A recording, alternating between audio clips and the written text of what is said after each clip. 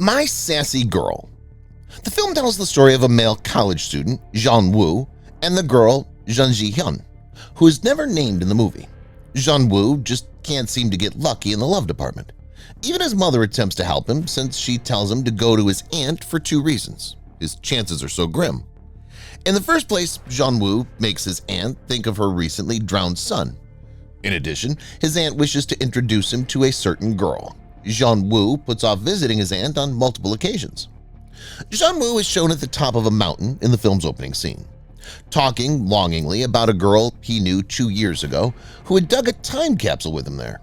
She'd broken her vow to return on time. Jean Woo is then seen getting his passport photo taken at a photo studio. His aunt calls him so that she may finally meet the girl she's been attempting to hook him up with and introduce him to her. The narrative then goes back in time. Jean Woo's supper is disrupted when his mother calls and asks him to go see his aunt and meet a potential partner. He declines, but he keeps eating with his companions. On his way to his aunt's house, via train, he notices a girl who's intoxicated and perilously perched on the edge of a platform as the train approaches.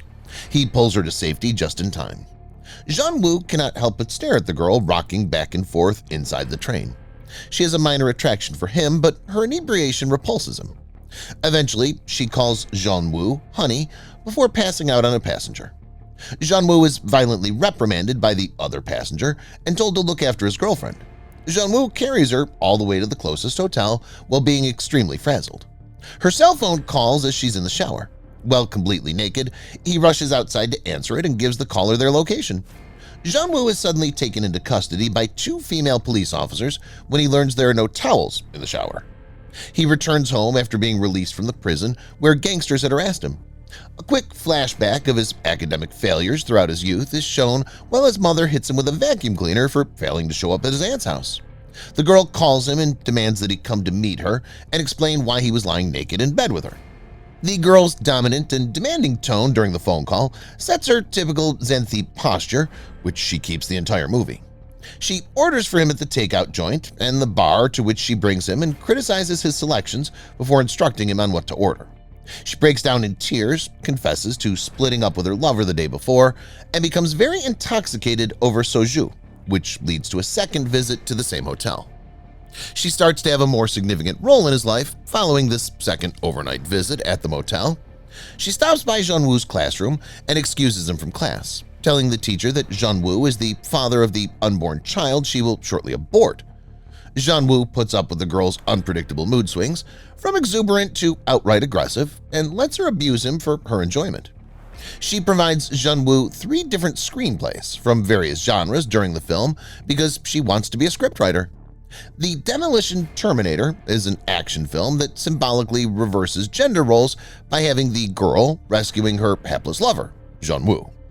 In the second, a Korean short story called Sanagi is wild and perverted such that after the girl dies, she requests that her boyfriend be buried with her even though he's still alive. The situation that results is extremely comical.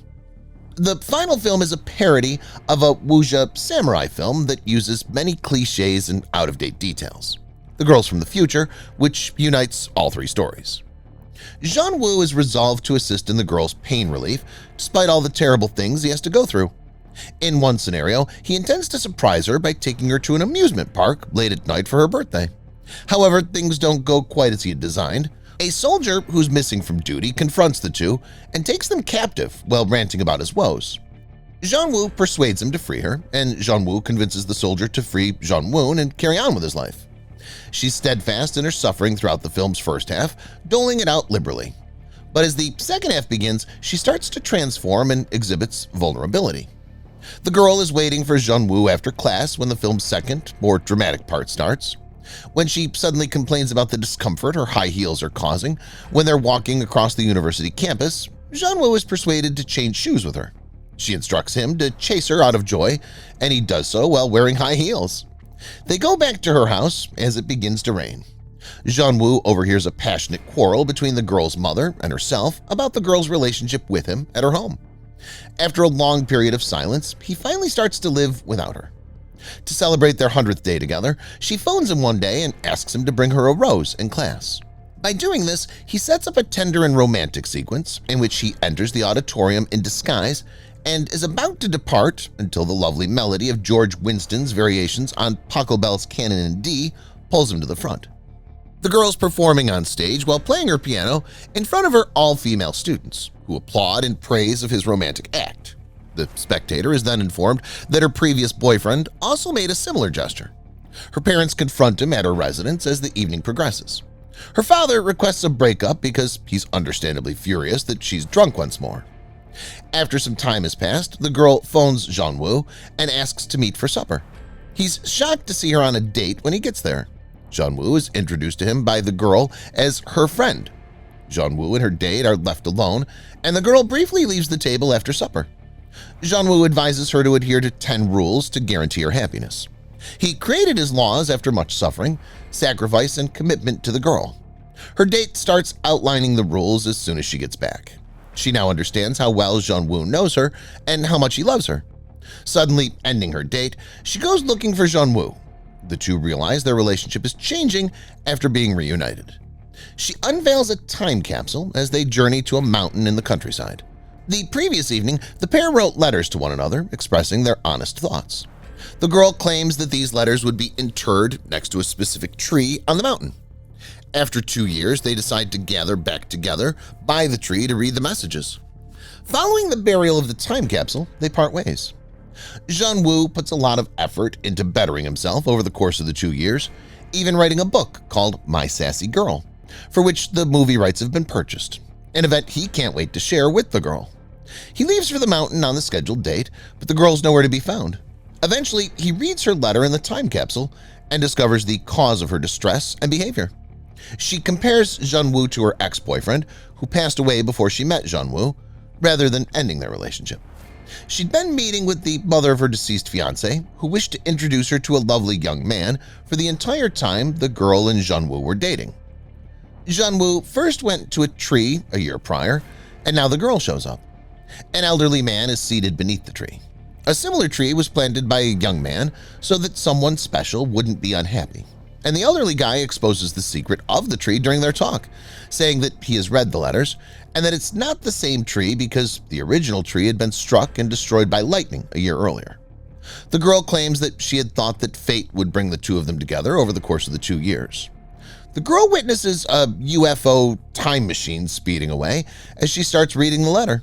This gave her the impression that Jean-Woo from the future was the elderly man. The girl then makes numerous attempts to phone Jean-Woo, but she's advised that the number has either changed or is non-existent. Jean-Woo may then be seen walking into a metro station while still sporting the suit he was sporting at the movie's start. The flashback is over, and the action picks up immediately as Jean-Woo exits the photo studio. Jean-Woo gets caught outside the train's closing doors. At first, it's likely that he doesn't know the girl's on board, but after a few seconds of staring, he appears to recognize who he's looking at from behind. He continues to run, but must give up as the train departs.